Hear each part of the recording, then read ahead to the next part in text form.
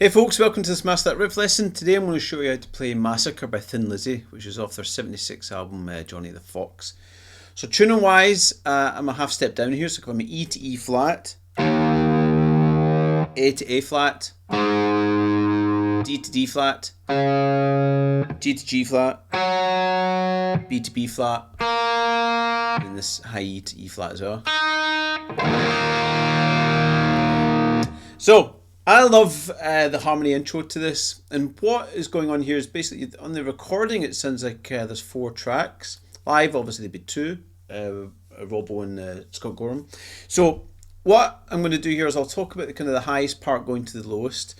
So this is all in E minor, so if you can imagine your kind of E pentatonic minor up at the 12th fret here. Yeah. What we're going to play is a little melody.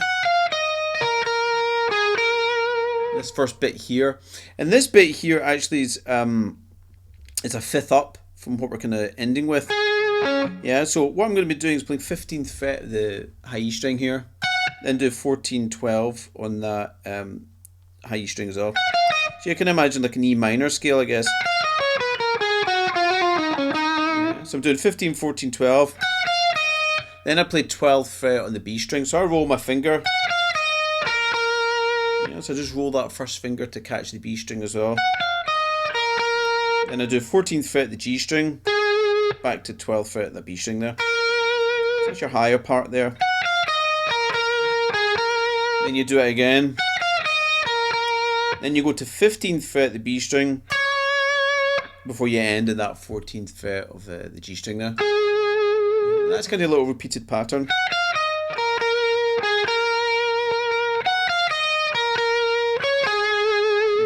And then you have another 3 harmony parts. So that's kind of the 5th above. Then we have the 3rd above. And what we're going to be playing here is 15, 13, 12 on the B string. And then a roll to do 12th fret in the G string here. Then I'm going to do 11, 12 on that G string. So I use the first finger just to move back and move back up to the 12th fret there. So that's... Then you do that again. Little awkward bit there. I go to 12th fret of the B string and then 11th fret of the G string there. Yeah. And that relative to the next bit you'll see is a 3rd above, which is your typical Lizzy harmony to play in thirds, but we've got the extra 5th in there as well, so you have this really rich kind of sounding harmony. So that's that 3rd part.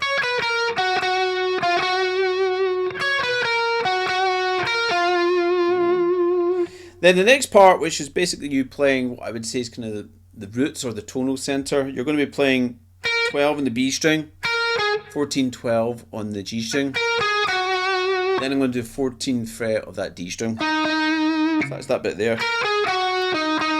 Then I do 12 to 14 in the D string. Do that again. Then it's 12 in the G, 12 in the D. So that's that melody. And the reason I'm saying it's kind of the root because like a flat 7, so you start, or you end in this note here, which is your root, and then the top one, of course, we ended here.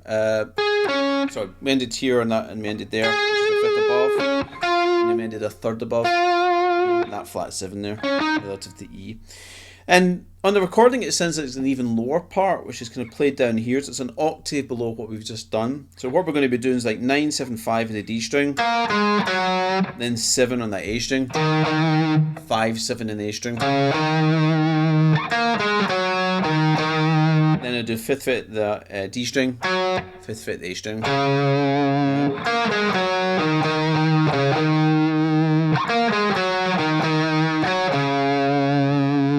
That's that really, really cool kind of harmony intro part. Now the main riff itself is 2 guitars.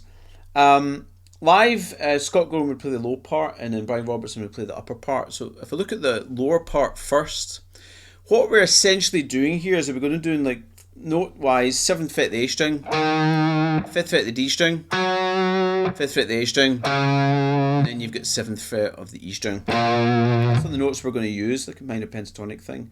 But what you've got, that's your kind of first bar. So I've got this constant 16th thing going on here. Now what's interesting, trying to decipher what's going on in the actual recording or hearing live, there's a feel of I think the part that Scott Gorham's playing is he's got more consistent 16ths in it, and sometimes the Robertson part might drop a little 16th here and there or have a different feel, and then the combination gives you the overall effect. So in the tab I've kind of notated some notes that can be optional or sometimes vary as you're playing the riff repeating, but I'm going to talk about if we're filling all the space with 16ths here. So you've got 4 16ths in the first beat, so if you're using a strict alternate picking, down up down up, you know, you can add a palm mute to this as well.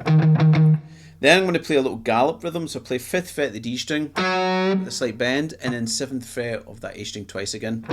So it's like 1 E and a dip dip dip. Then you do the 16th, 4 16ths in that 7 again. Then I'm going to do 5th fret of the D string now, back to 7th fret twice there. So that's your kind of first bar. Yeah. Next bar you do the same thing, start off with a, but then we do, yeah, so I'm now playing 7th fret of that E string and I do 4 16ths in that. Then I do 5th fret and then 7th fret of the E string twice. Yeah. So as a picking exercise, taking this riff and using it as we exercise, you've got this little tricky transition.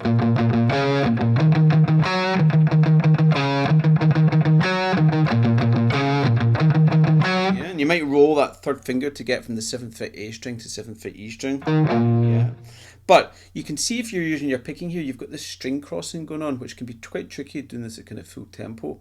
Now, Robbo's part is basically kind of up an octave, so you're playing 14th fret of the D string. Yeah. Then I'm going to do G string 12th fret with a slight bend. Now, it sounds like instead of playing 2 16ths, sometimes you'll play that as an 8th note. Yeah. Then you'll have your 4 16ths. And then 2 8ths there from the 12 to the 14. So it's just a slight rhythmical variation.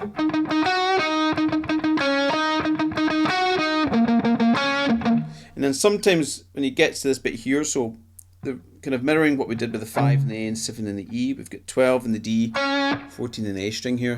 Sometimes you'll hear that once. Sometimes you hear it twice. So just as long as you've got a nice comfortable kind of way of playing it, I prefer to start with an upstroke when I'm playing this. Yeah, when I'm doing that, I'll bar with the 3rd finger to get that kind of little string cross. But you know, you may favour going with a downstroke first, but you can try with an upstroke and see how kind it feels. But I think it's a great riff for working in this kind of string crossing, because you're going to be doing 3 strings here when you're doing the kind of string crossing. And that's it, guys. That's a quick one on the riff from Massacre for Thin Lizzy. So if you want access to the Helix patch, the tone tips, how to create whatever, or if you've got a Helix, you can load the patch onto your own kind of hardware. Come on over to the Patreon, you'll get access to that, as well as the animated sound slice tab that we've got for it, and the free PDF tab as well. And of course, you get access to loads of other things we've got on Patreon. We've got exclusive lessons, we've got live streams, jam tracks, theory lessons, loads and loads of stuff. So come on over and you can join and sign up for free, so you can get access to stuff. You don't have to kind of sign up if you don't want to pay a monthly payment for the extras. Yeah, so come over to Patreon and come and check that out.